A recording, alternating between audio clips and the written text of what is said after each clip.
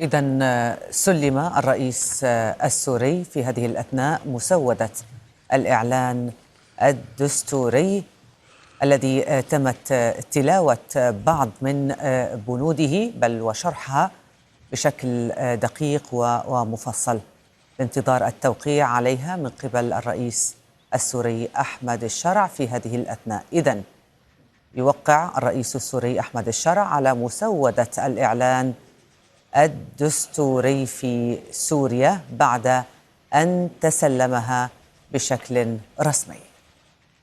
شكرا لكم جميعا.